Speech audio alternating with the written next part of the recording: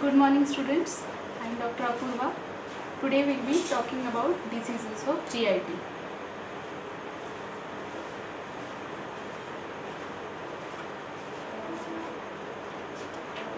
Topics to be covered will be squamous cell carcinoma oral cavity, esophagus, Barrett esophagus, squamous cell carcinoma esophagus, acute gastritis, peptic ulcer, adenocarcinoma stomach, acute appendicitis, Meckel's diverticulum, typhoid ulcer, amoebic colitis, inflammatory bowel disease, polyps in colon, and adenocarcinoma colon.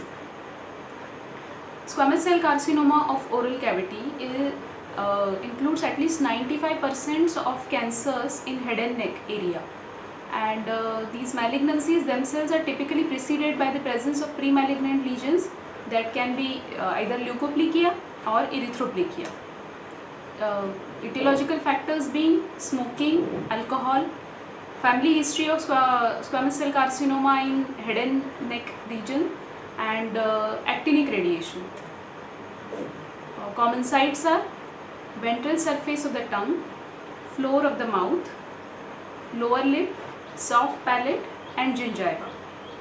Now gross features include, in early stages, the cancers of the oral cavity appear either raised, firm, or pearly plaques, or as irregular, roughened, or verrucous areas of mucosal thickening. As these lesions enlarge, they typically create ulcerated and protruding masses that have irregular and indurated rolled borders.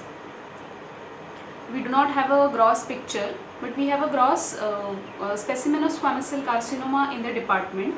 So the gross features of the squamous cells in oral cavity do overlap there.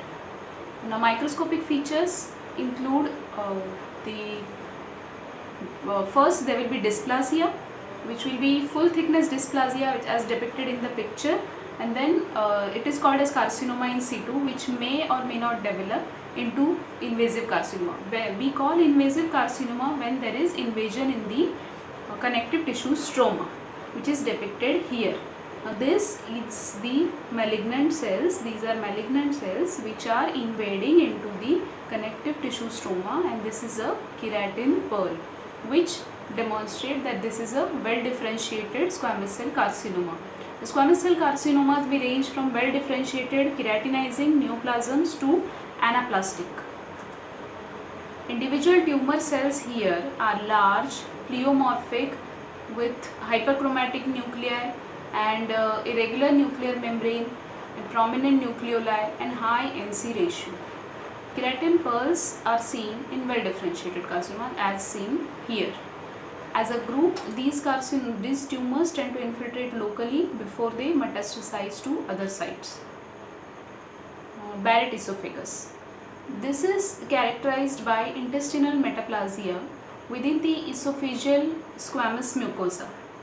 Barrett esophagus is a complication of chronic gastroesophageal reflux disease. Greatest concern in Barrett esophagus is that it confers an increased risk of esophageal adenocarcinoma.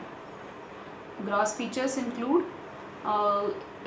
one or several tongues or patches of red velvety mucosa extending upwards from the gastroesophageal junction.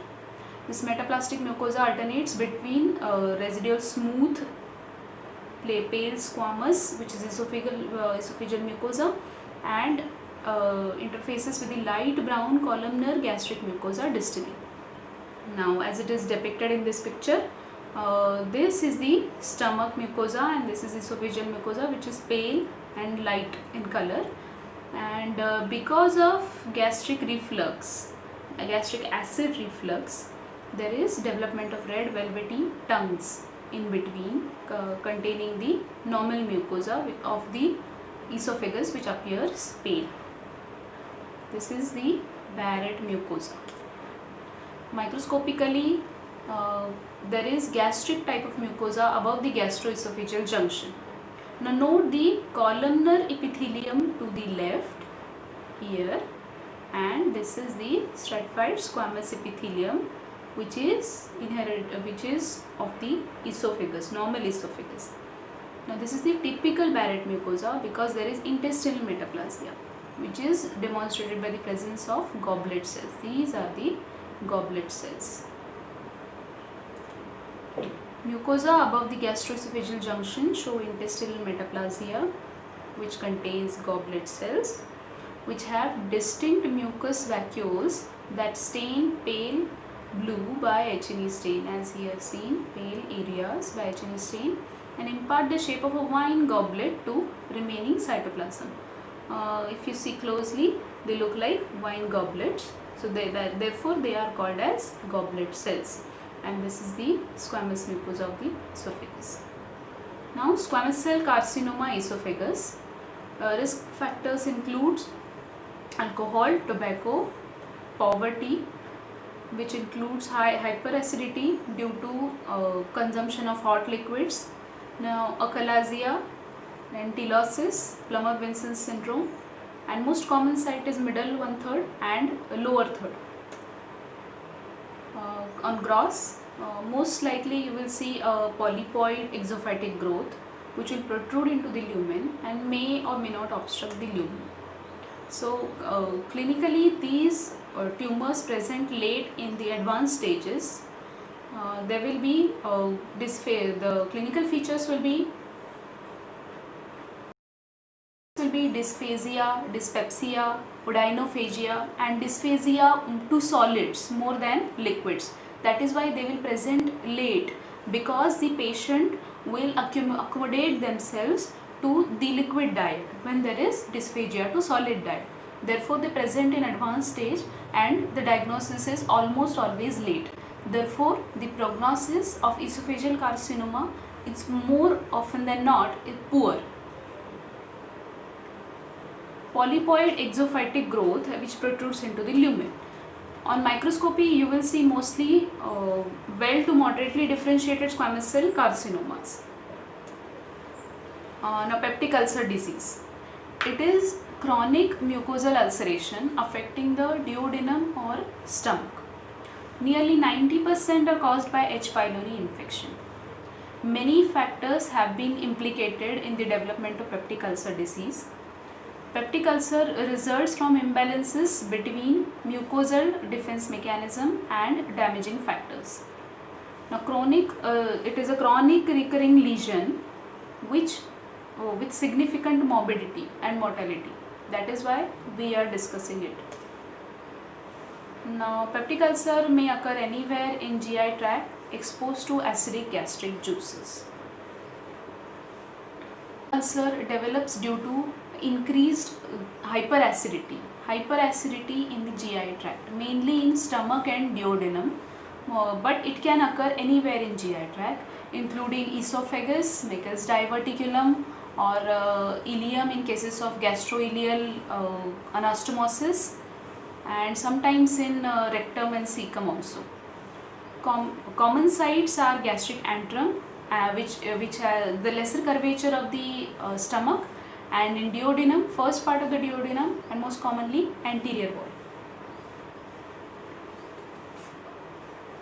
Most often associated with H. pylori induced hyperchlorhydric chronic gastritis. Now this is a gross photograph of the peptic ulcer which we have in department. Peptic ulcers are more often than not solitary. Around 80% of time there will be a solitary ulcer, which is round to oval and sharply punched out defect into the mucosa. They are more often than not they are superficial defects. Mucosa is usually in level with surrounding mucosa. Depth of the ulcer may be limited by muscularis propria, and hemorrhage and fibrin deposition often is present on gastric serosa. The base of the peptic ulcer is usually smooth and clean because of the peptic digestion by these peptic enzymes of the exudate, and margins and base of the ulcer are not indurated. So as you can see here, it is around 1 centimeter in diameter on the lesser curvature of the stomach, because stomach is always opened from the greater curvature. This is the greater curvature of the stomach. This is lesser curvature, which shows a typical peptic ulcer, which is a sharply marked, punched out, like a punched out hole into the stomach mucosa. The base you can see is smooth and clean. Margins are punched out, and the surrounding mucosa appears normal, and it may or may not appear like sun ray like appearance to the surrounding mucosa because of the necrosis and fibrosis of the cicatrization of the ulcer in the ulcer. Now in this picture you can see the it is a large ulcer which is around 3 to 4 centimeter in diameter.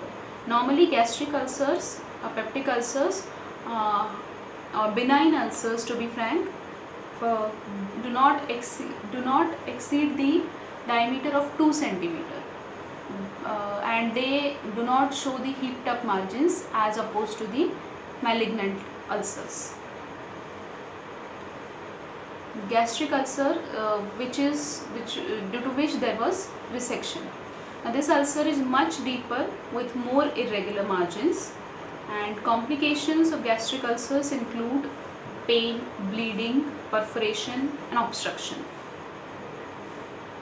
Now if gastric ulcers are 3 millimeter diameter or less than that, they are more likely to be superficial, and if they are more than 6 millimeter diameter, they are more likely to be deeper, and most common complication being bleeding, or that is hemorrhage, which occurs around 2/3 of the peptic ulcer diseases, which may be life threatening or may require blood transfusion.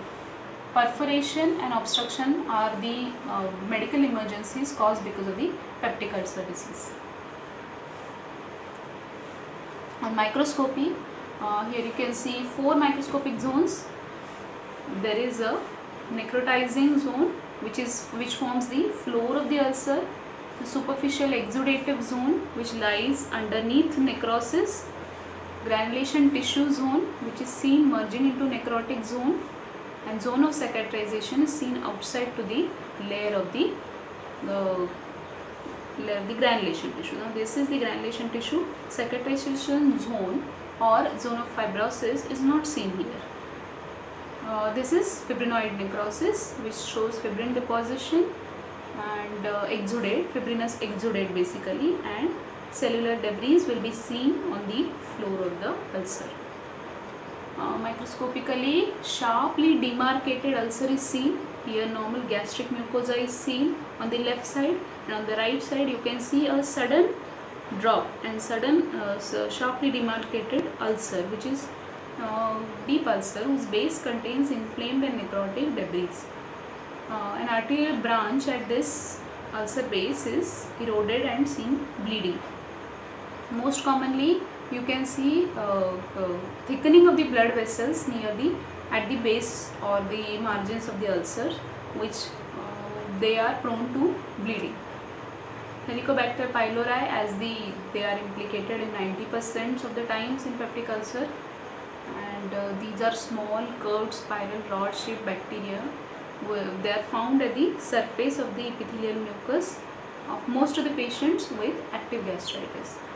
The rods are seen here with methylene blue stain.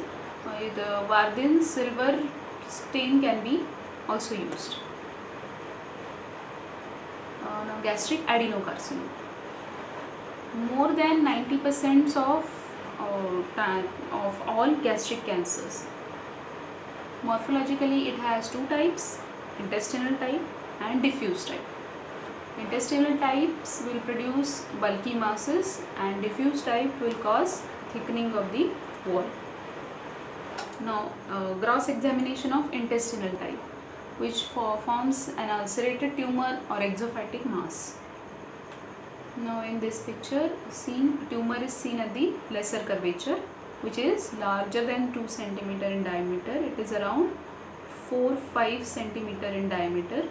It shows heaped up and rolled margins, heaped up and rolled out margins. The base is shaggy and necrotic. It may or may not show hemorrhagic areas. On microscopy, obviously you will see neoplastic glands of gastric adenocarcinoma, which will demonstrate mitosis, increased nuclear to cytoplasmic ratios, and hyperchromasia. There is a desmoplastic stromal reaction to infiltrating glands, because of which these tumors or the area of the tumors will feel hardened as compared to the surrounding mucosa, surrounding gastric mucosa. Now this is the ulcerated tumor. This is gastric ulcer, which is shown in the center of the picture. It is shallow and around 4 cm in size. This ulcer on biopsy proved to be malignant, and therefore the stomach is resected. Now this is the photograph of the specimen from the department, which shows a diffuse type of carcinoma stomach. It is also called as linitis plastica, which means leather bottle stomach. Leather bottle like consistency of the stomach. A diffuse infiltrative gastric adenocarcinoma, which gives stomach a shrunken leather bottle appearance with extensive mucosal erosion. Here you can see the flattening of the stomach rugae and markedly thickened gastric wall. The gastric wall is markedly thickened over here, which can be seen in the photograph also. Flattening of the rugae is seen. As it is a diffuse type of carcinoma, it diffusely involves the wall of the whole of the stomach, unlike the intestinal type, which shows ulcerated or exophytic masses. Here is again another picture which shows diffuse thickening of the stomach wall, and it is shrunken, which gives a leather bottle appearance. Extensive mucosal erosion can be seen, markedly thickened gastric wall, and this type of carcinoma has a very poor prognosis. On microscopy, you will see poorly differentiated carcinoma, because of which the glands are not visible. Instead, rows of infiltrating neoplastic cells with marked pleomorphism are seen. Many of the neoplastic cells have clear vacuoles of mucin here.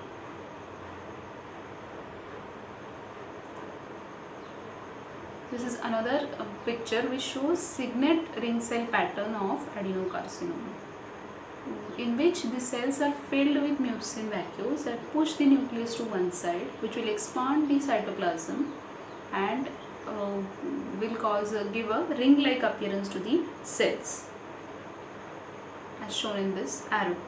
See, this is signet ring cell carcinoma, in which the cells are filled with mucin. Now this is a type of intracellular mucin which will cause the nucleus to shift to the periphery, and the cytoplasm will be expanded because of it. This is signet ring cell appearance of the gastric adenocarcinoma cells. Now here immunoperoxidase stain with antibody to cytokeratin is done, which is positive in poorly differentiated neoplastic cells. The cytokeratin positive cells are adenocarcinoma cells. These are neoplastic cells. So they can be very difficult to identify on H&E stain sometimes. So therefore the immunohistochemical stain is required sometimes. And as you can see, there is thick desmoplastic reaction, which will give the stomach a leather bottle appearance.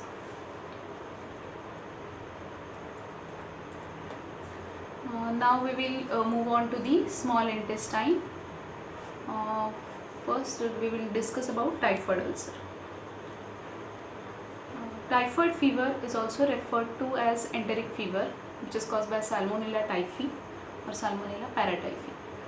Salmonella typhi are able to survive in gastric acid, and once in small intestine, they are taken up by and invade mucosal cells.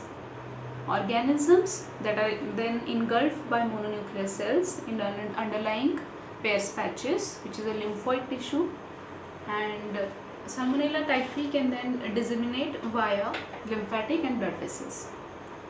Now at this stage, this is the third stage, which will present as diarrhea or bloody diarrhea. This causes reactive hyperplasia of the phagocytes and destruction of the lymphoid tissue throughout the body because of the bacteremia. And this will, after bacteremia, there will be again reinfection of the mucosal cells of the small intestine most commonly, and which will lead to formation of typhoid ulcers in the ileum.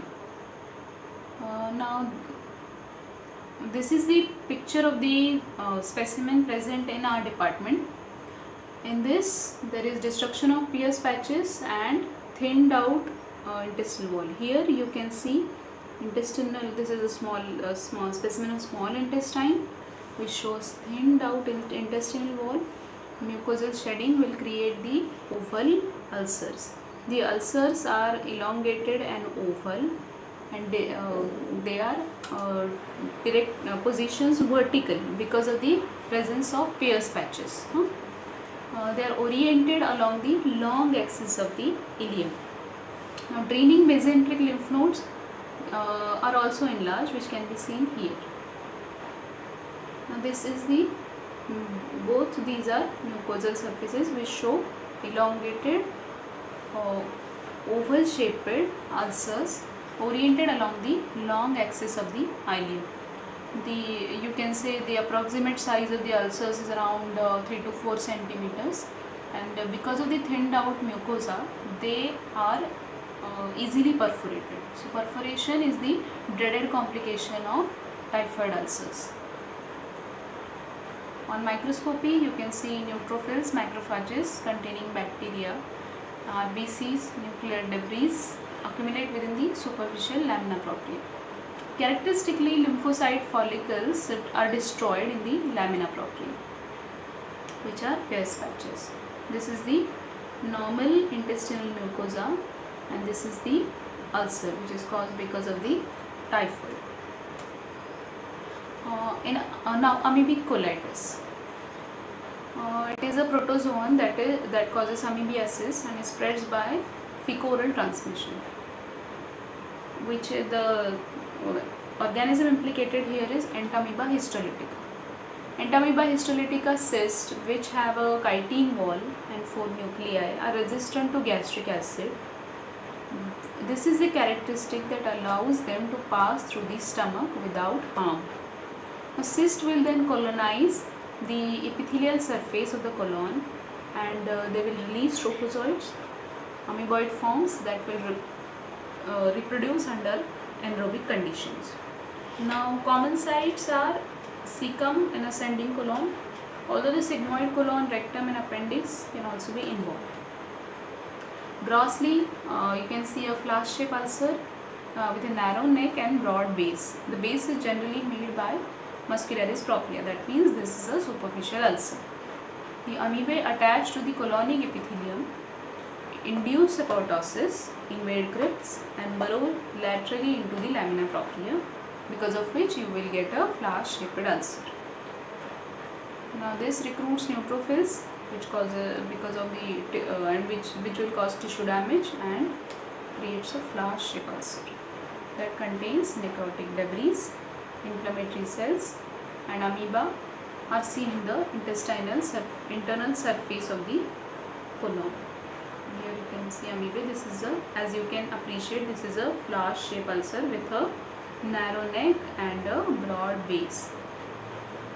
The base of the ulcer is a muscularis propria layer. Inflammatory cells are made up of neutrophils, histiocytes, lymphocytes and plasma cells. That means a mixed inflammatory infiltrate.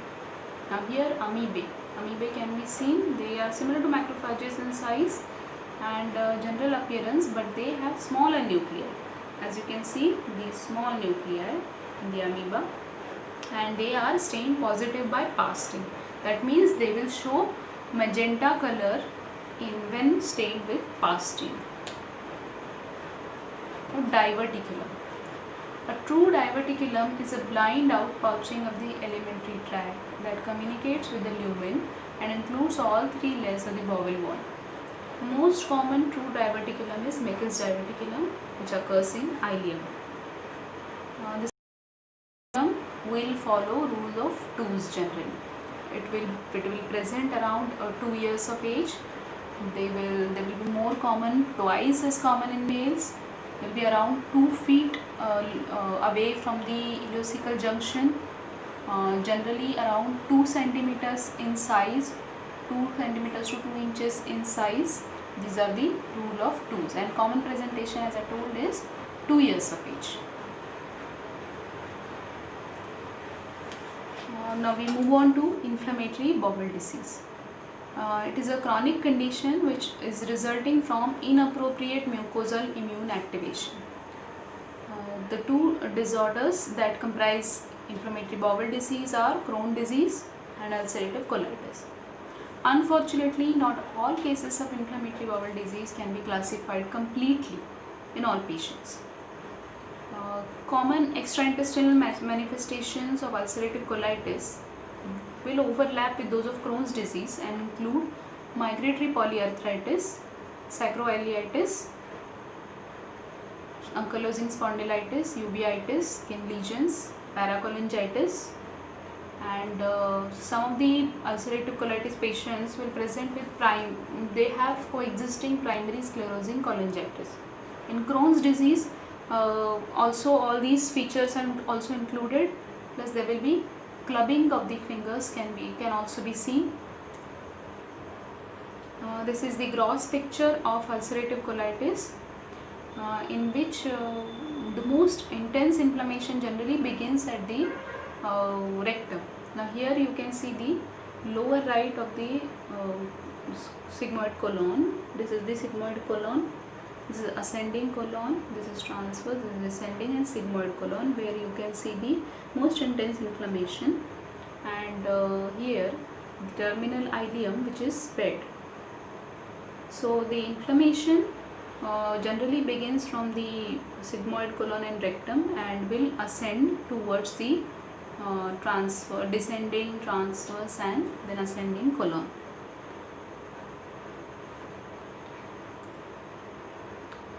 Inflammation with ulcerative colitis tends to be continuous along the mucosal surface and tends to begin in the rectum. The mucosa becomes eroded as in this as shown in the photograph, and the islands of mucosa are called pseudopolyps. They are called pseudopolyps because they are not true polyps. They are the spared mucosa in between destructed mucosa. And generally the ulcers are superficial ulcers, which will include mucosa and submucosa. Rarely they will include muscularis. So therefore muscularis exposed, and whichever spared mucosa is there, which will be seen as polyps. So they are called as pseudopolyps. Now here you can see pseudopolyps, which are raised red islands of inflamed mucosa. These are red islands which can be seen. This is the exposed muscularis. Here this is spared area of mucosa, which are called as pseudopolyps. This is another example of extensive ulcerative colitis. Ileocecal wall is seen at the lower left. Here, just above this wall, the cecum is beginning of the mucosal inflammation with erythema and granularity. You can see the small granular areas, which are the spared mucosa or pseudopolyps. As this disease progresses, the mucosal erosions coalesce to linear ulcers that undermine the remaining mucosa.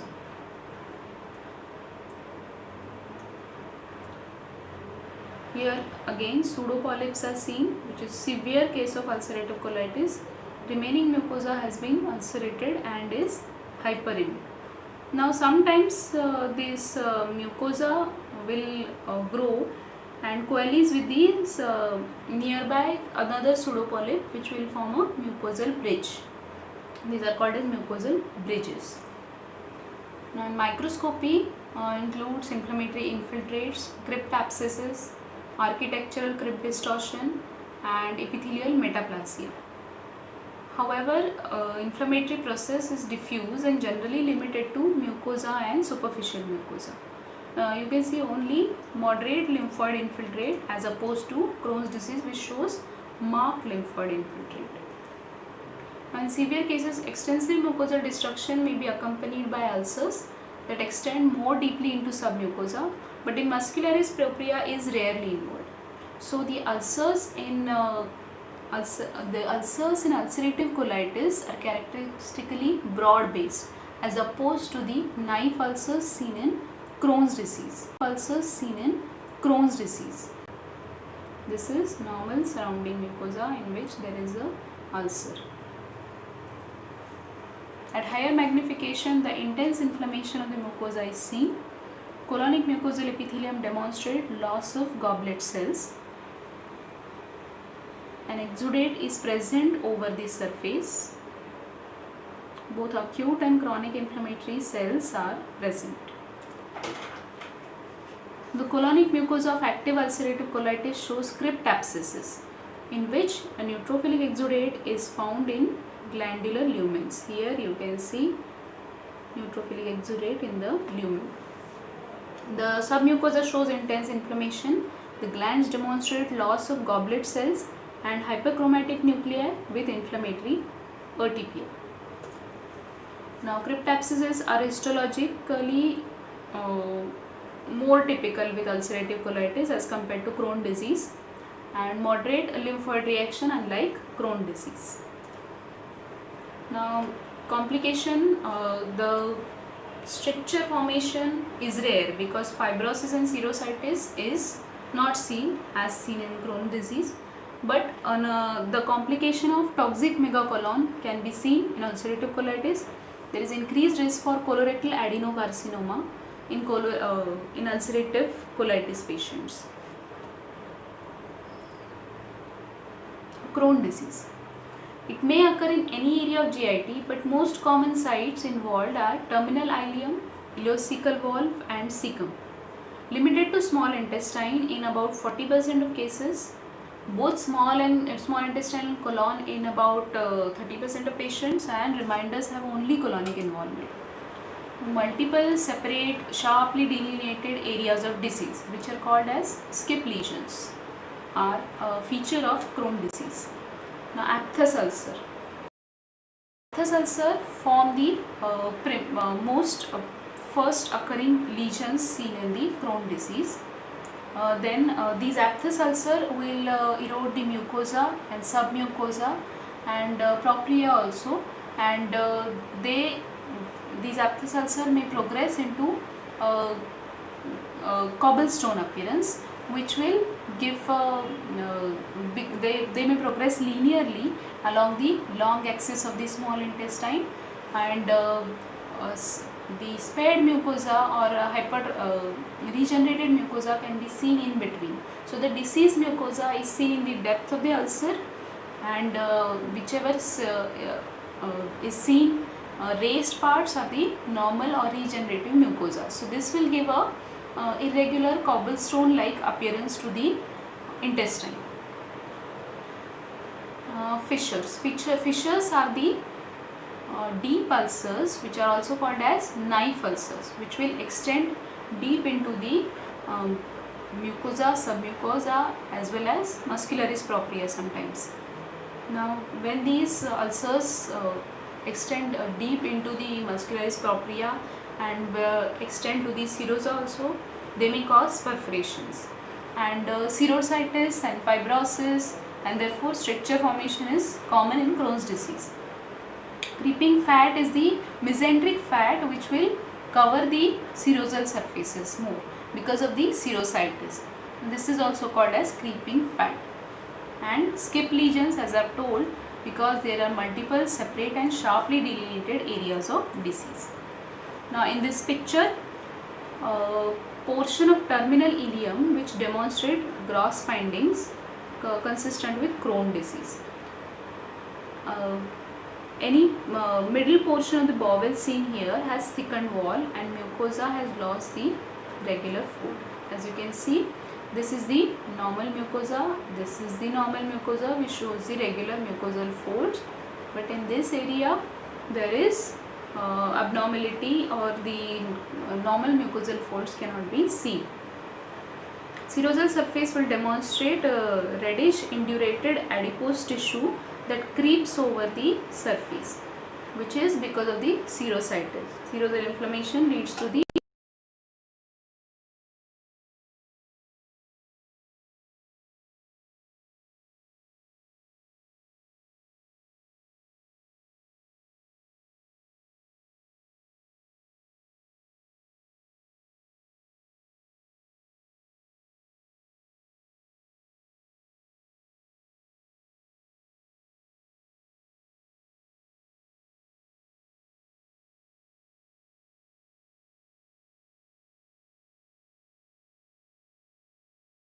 mucosal surface demonstrate an irregular nodular appearance. Here you can see the irregular nodular appearance with hyperemia and focal superficial ulceration. Now here these are linear ulcers which are oriented around the long axis of the intestinal wall, and this is called as cobblestone appearance, which gives a irregular nodular appearance to the mucosal surface. Now on microscopy, as opposed to the ulcerative colitis, Crohn's disease will show transmural inflammation. Transmural means involving full thickness of the intestinal wall. There is primarily distortion of mucosal architecture, and inflammatory cells can be seen extending from mucosa through submucosa muscularis, and may reach to the serosa, causing serositis. Here you can see this is the normal mucosa, and this is the ulcerated part, which is showing the mucosal architecture is distorted here, and inflammatory cells, that is mainly marked lymphoid infiltration, is seen in the mucosa, submucosa, and extending to muscularis propria also. Ulceration is common in Crohn's disease, and there may be abrupt transition between ulcerated and adjacent normal mucosa. Non-caseating granulomas are the hallmark of Crohn's disease. They are found in approximately 35% of cases and may occur in areas of active disease or uninvolved regions in any layer of the intestinal wall. These type of granulomas may be seen submucosa, even in serosa. These granulomas may also be present in mesenteric lymph nodes. Here you can see a granuloma. This is a giant cell. These are epithelioid looking cells which form the granulomas, macrophages, and this is the dense lymphoid infiltrate, marked lymphoid infiltrate characteristic of Crohn's disease, and there is no caseation seen. So these are non-caseating or non-necrotizing granulomas. These type of granulomas may also be present in the mesenteric lymph nodes. So there is a term called as metastatic Crohn's disease, which is a misnomer, in which you can see cutaneous nodules showing this type of granulomas.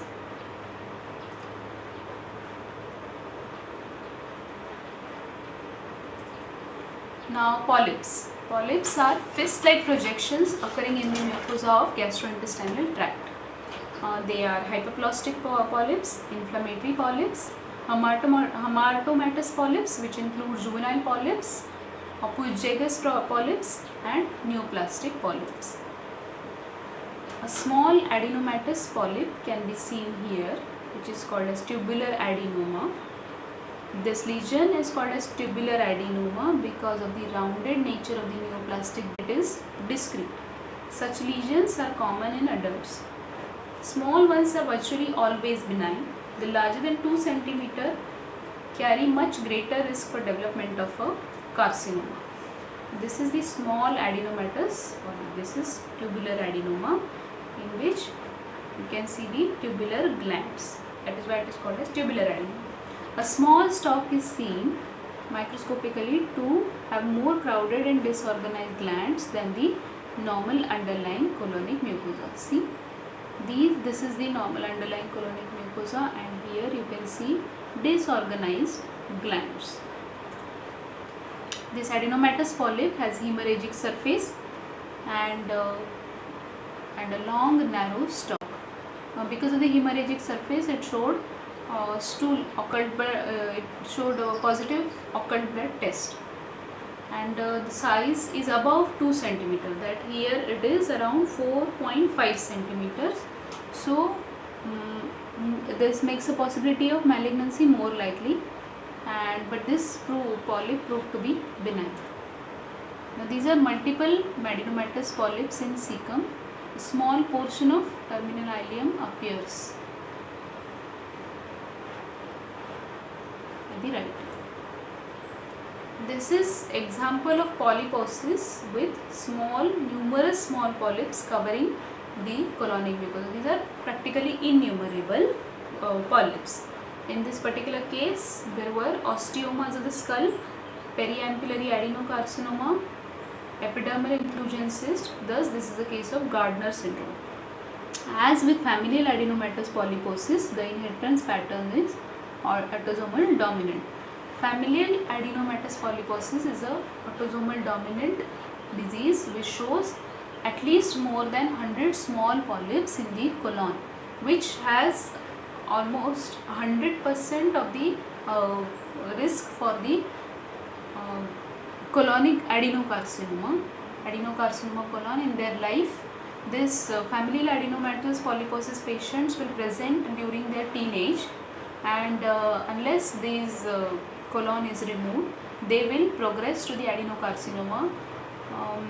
In more than 50% of cases, they will present with carcinoma before the age of 30. Now, microscopic comparison of normal colonic mucosa, this is on the left, and adenomatous polyp on the right. The neoplastic glands are seen with more irregular and darker, or that is hyperchromatic, more crowded nuclei as opposed to the normal colonic mucosa. This is benign and well differentiated, but still closely resembles to the normal colonic structures. Villus adenoma. Villus means finger-like projections, as seen here. Is shown above with the surface. Note that this type of adenoma is sessile rather than pedunculated, as opposed to tubular adenomas, and larger than a tubular adenoma. And villus adenoma averages several centimeter in diameter and maybe up to 10 centimeter. On colonoscopy, this type of sessile polyp was seen. Microscopically, villus adenoma as shown projecting above the basement membrane, and cauliflower-like appearance due to the elongated glandular structures covered by dysplastic epithelium. Though villus adenomas are less common than adenomatous polyps, they are much more likely to have invasive carcinoma in them, about 40% of time.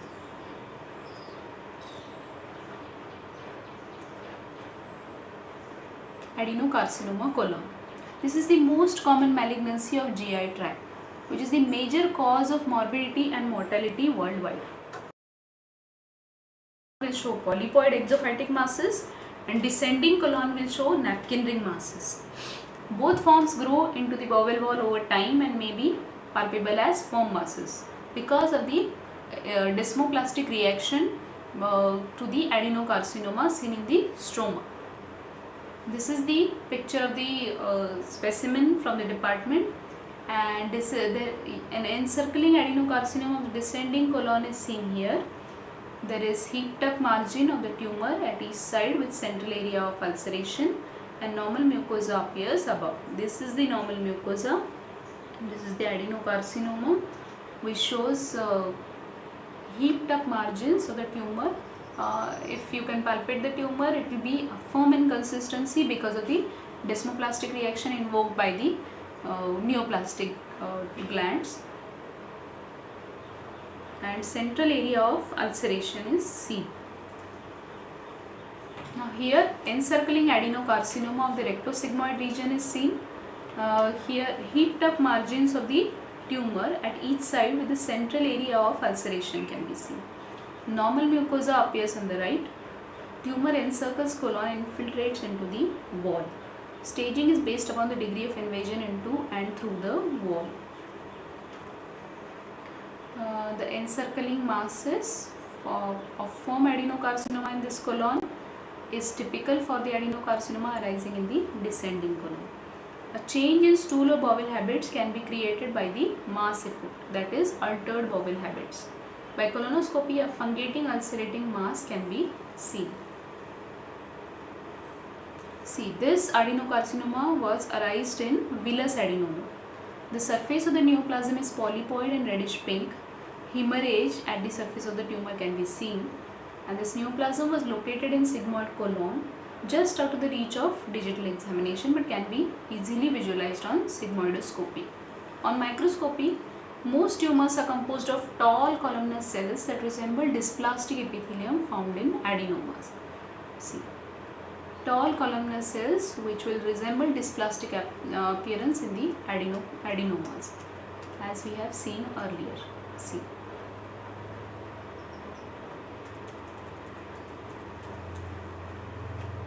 Some poorly differentiated tumors form few glands, and others may produce abundant mucin that accumulates within the intestinal wall. Tumor may also show signet ring cell pattern like that was seen in gastric cancer, and others may display features of neuroendocrine differentiation also. Now here you can see the tall columnar cells which showing hyperchromasia, pleomorphism, and the normal colonic mucosa can be seen. We have a digital slide of this adenocarcinoma colon.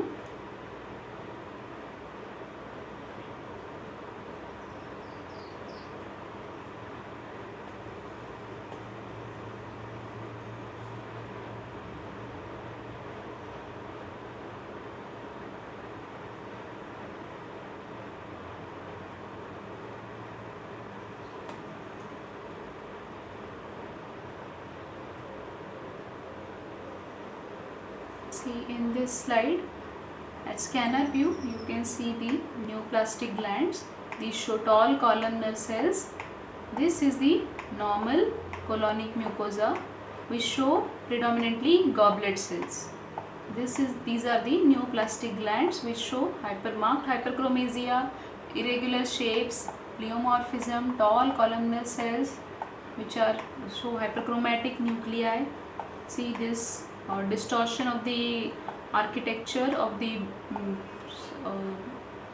mucosa.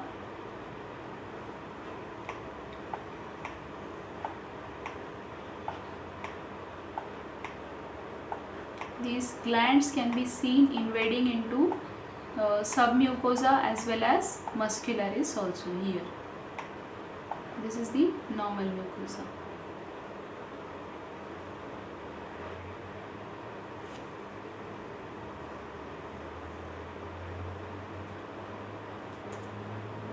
Now the edge of the carcinoma arising in the villus adenoma is seen here. The neoplastic glands are long and frond-like and similar to these seen in villus adenoma. The growth is primarily exophytic. Microscopically, moderately differentiated adenocarcinoma is seen here. It shows still a glandular configuration, but the glands are irregular and very crowded. Many of them have lumens containing bluish mucin. Now here this adenocarcinoma, in which the glands are much larger and filled with necrotic debris. This is moderately to poorly differentiated adenocarcinoma. This adenocarcinoma shows glandular differentiation.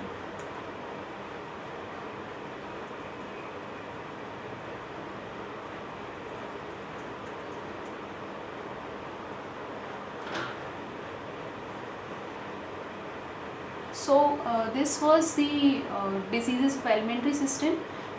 We forgot to talk about acute gastritis, in which you can see hyperemic gastric mucosa because of the hyperacidity or increased NSAIDs use, or because of uremia, many alcohol, tobacco, or some H. pylori infection can be implicated in it. In acute gastritis, you will see neutrophilic infiltration into the mucosa, and when it is not active, you can call it as, or you must call it as, acute gastropathy instead of acute gastritis. So this was about the diseases of alimentary system. we have talked about the squamous cell carcinoma in the oral cavity, squamous cell carcinoma in the esophagus, Barrett esophagus, and acute gastritis, peptic ulcer, adenocarcinoma in stomach, then acute Meckel's diverticulum, typhoid ulcer, amoebic colitis, then inflammatory bowel disease, polyps and adenocarcinoma in colon. We have a specimen of acute appendicitis also in the department, in which the appendix shows the hyperemic serosal surface. On cut section, you can see the eroded mucosa and thickened surface because of the acute inflammation, and on microscopy neutrophilic infiltration can be seen, which invades the muscularis propria, which is the characteristic of acute inflammation or acute appendicitis. So that was all. I hope you understood at least the morphology of the alimentary tracts. So thank you.